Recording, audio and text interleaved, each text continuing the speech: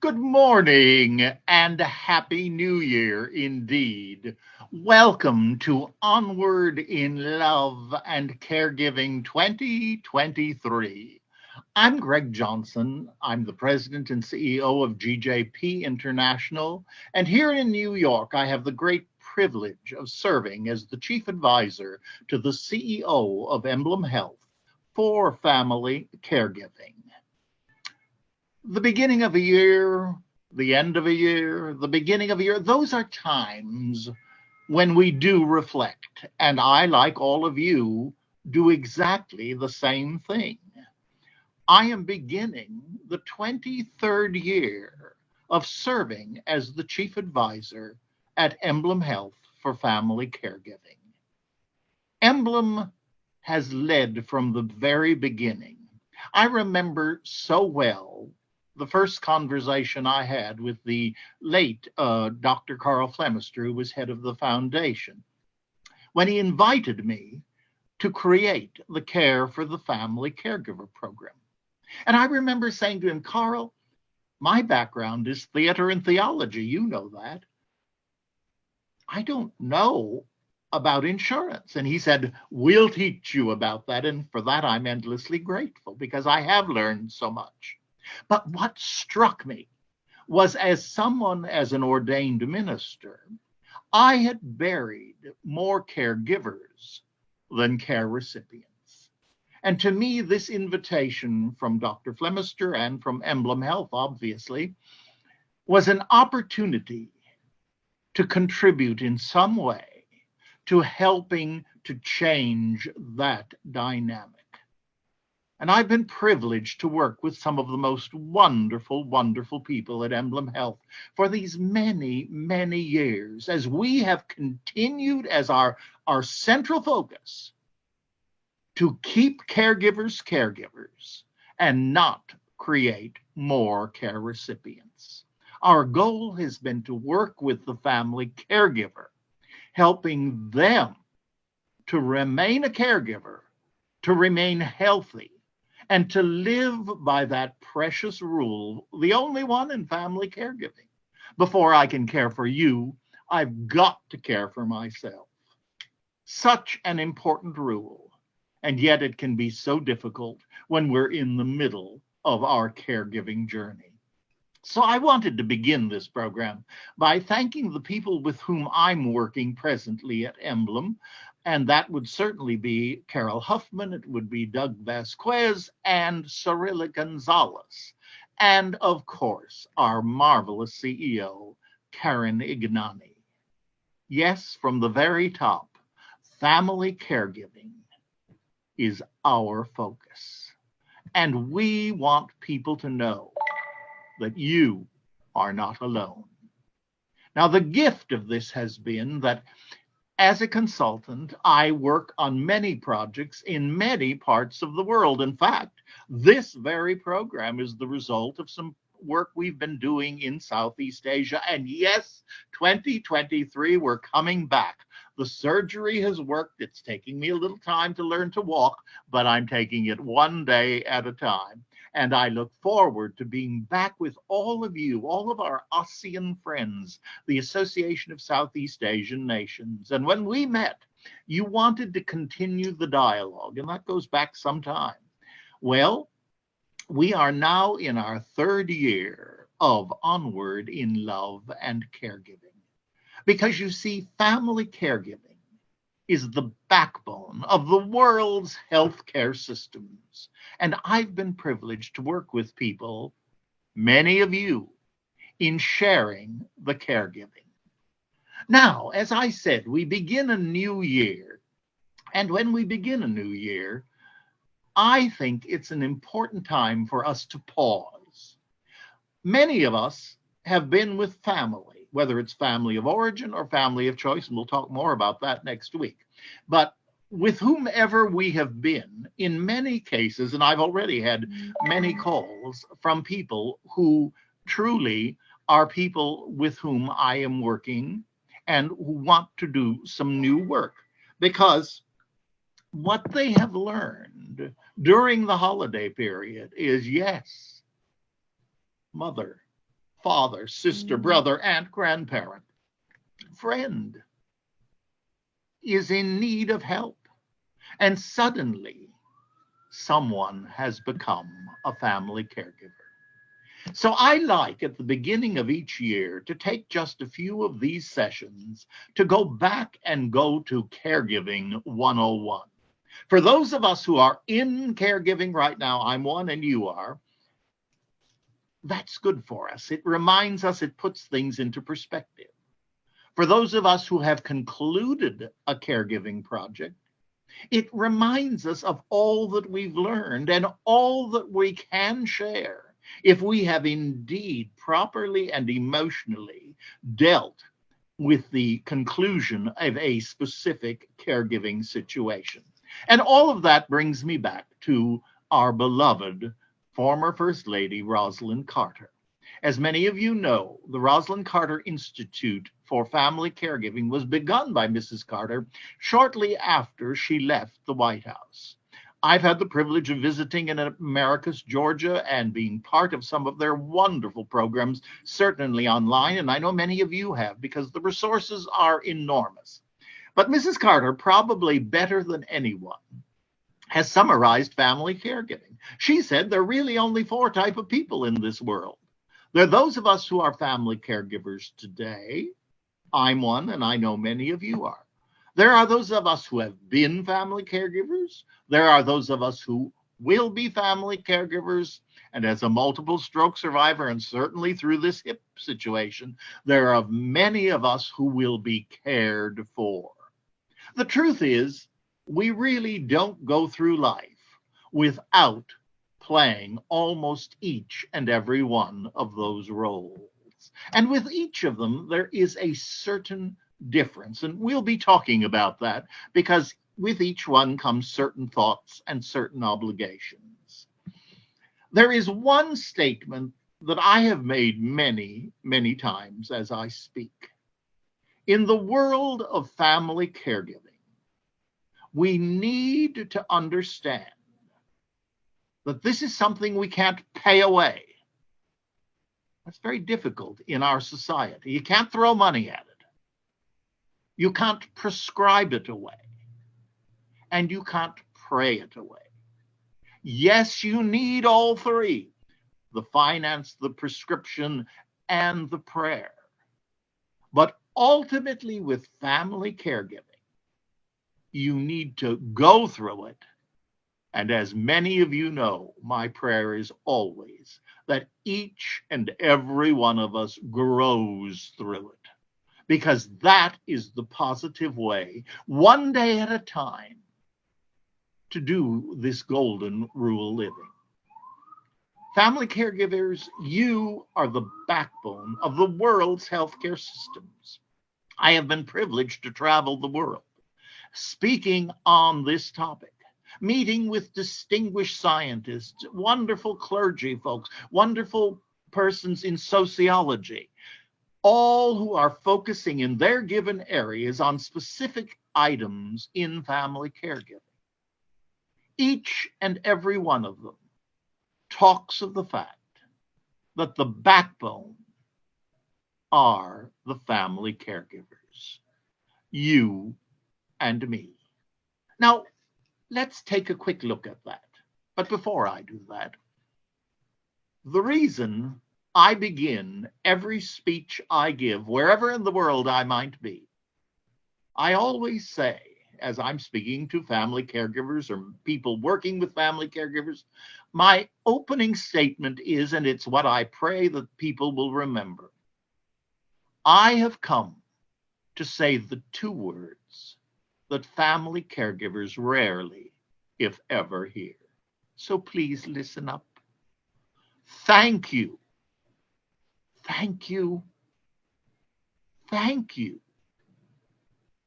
It's an unpaid job by and large, but it is one that is golden rule living and is very much taking the journey from the head to the heart. And it is one heart speaking to another heart. I want to just review with us. Now, you've heard me talk of this before, but it's important for us to keep in mind who we are. And we've come so far in these 20 plus years that I've been privileged to be focusing on this work, this ministry. We now have in America a national roadmap for family caregiving. The president, the vice president, the Congress are all using the word.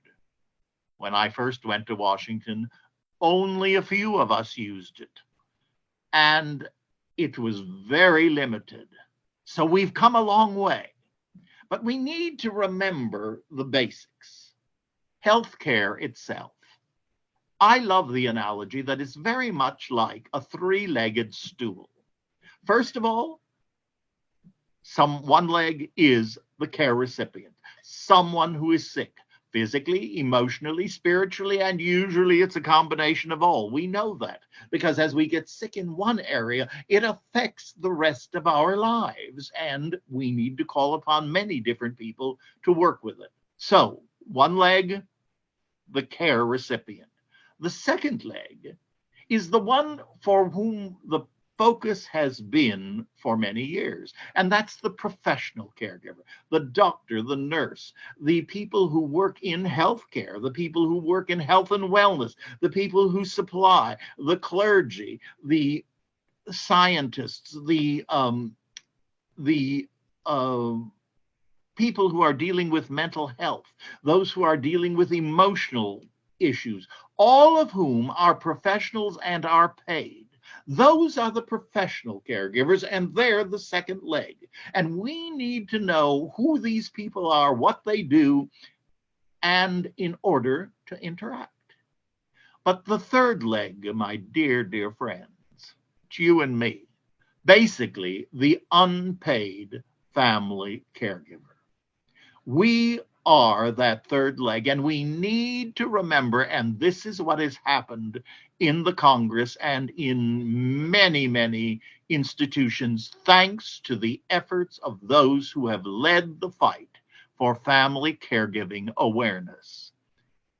The family caregiver was for too long the silent patient. And who spends more time or has spent more time with the care recipient? It isn't the professional caregiver, it's the family caregiver. And it has been for that reason that Emblem led the way long ago, and many others are now doing it as well, saying these are people who need support. These are people who need education. These are people who need to be thanked, because what they are doing is crucial, and the numbers only increase. And why do we go and look at the three legs? Remember, the three legs, we need all three, but all three need to be talking one to the other. And that is equally important. So we need to learn, because each of us has a special focus. Now, our focus as family caregivers, and I'm going to be talking about it more in depth in the next 2 weeks, but our name tells us what we're doing. We are caregivers, and caring is not the same as curing. Too often, family caregivers have felt it was their burden, their necessity to cure. That's not our role. That's for the medical professionals. That's for the divine. Our duty as family caregivers is to take exactly what is there before us, exactly what is going on, the reality, the good, the bad, whatever it is. This is where we are today, and we need to be present. It's the greatest gift a family caregiver can give. Working, acceptance, and moving onward with the support of the other persons involved in the curing. Together, we are marching forward. Those are extremely, extremely important items for all of us to be remembering as we look at this world of family caregiving. Many people will ask me, what is the best definition for family caregivers? And I've worked with many, many groups who have spent a great deal of time trying to come up with a definition. And still, for me, the best one, it comes from my very dear friend, the very brilliant mentor of mine, Dr. Carol Levine, formerly with United Hospital Fund here in New York. Carol, actually, there are two definitions that she uses, and I love both of them. But the first one is, a family caregiver, it's someone who shows up, now that's the easy part, and stays to help.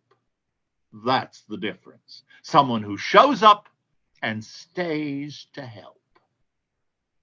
Another definition comes from one of the first books that Carol wrote, Carol Levine. I urge you to Google her, brilliant Dr. Carol Levine.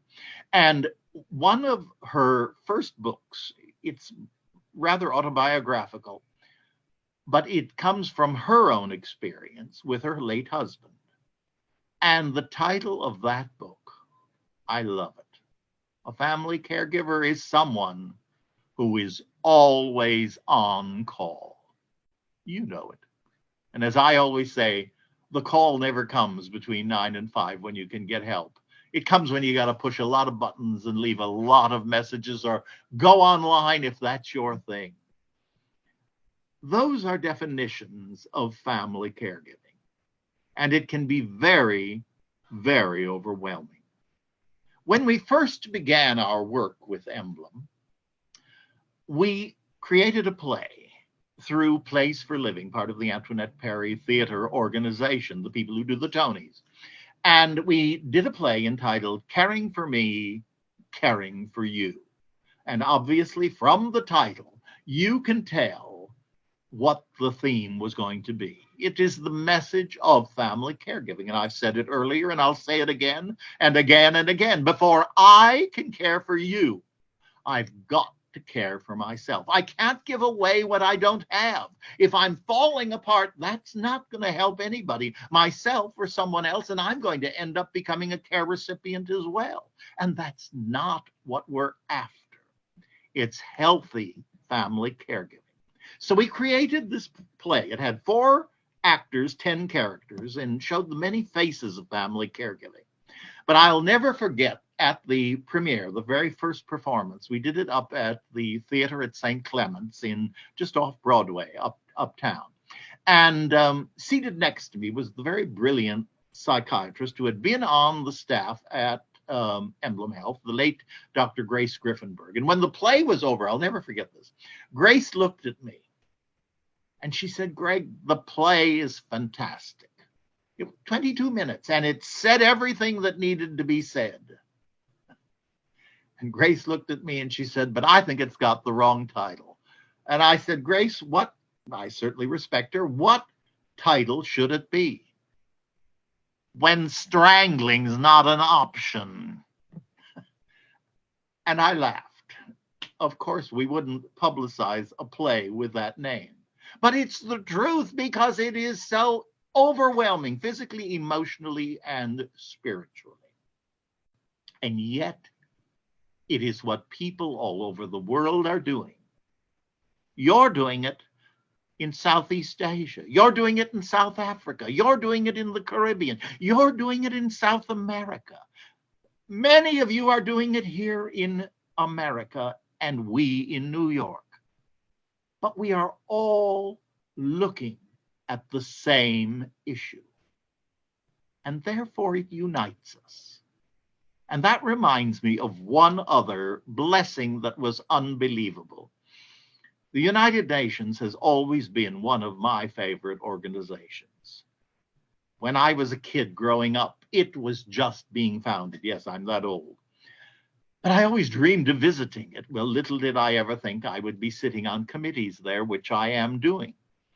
But shortly after we created the play, we were invited, this is during the time of Kofi Annan, when he was the Secretary General, we were invited to bring the play to the United Nations, and that took all sorts of organization, because to move the theatrical equipment into the UN is quite an experience in New York City. We did it. And the play was done in the Dag Hammarskjöld Theater. But I will never forget, I was standing in the back as the play was going on. I was going to do some of the talk back after. And as I was there, Kofi Annan came to me, and he looked at me and he said, "Greg, I wish you'd have brought this play so long ago." And I said, "Tell me why." He said, "It's been so long since I saw all the heads going the same way, united in family caregiving." So today, as we've spent some time going back and refreshing, looking back at the journey of where we began with Emblem Health, and looking at all the programs that we're doing. And as you well know now, Gene has joined me as our creative director. He's doing a big project in Indonesia. We're going to be going out there. I've already had an invitation to be speaking in Singapore. All of this continues to happen as together we grow, as together we walk, Ramdas, we walk each other home. That's what we're doing in family caregiving. And I love that thought. I love that way of dedicating our new year to love and to service. And that, family caregivers, is what you are doing. Thank you. Thank you for every moment that you are serving. Thank you for every moment that you've served. And now, as you look at your life, are you someone who's a caregiver today? Are you someone who has concluded it? Or someone who's just beginning? Or are you being cared for? Consider how you may share the caregiving. Yes, in no matter which way you are, because there are people who are being cared for, who are caring for other people. We wear multiple hats in this life, multiple masks, I often like to say. But when we remove the masks, we are filled with love. And therefore, as we always say, onward in love and caregiving. Namaste. God bless. Happy New Year, and onward together. I'll see you next week.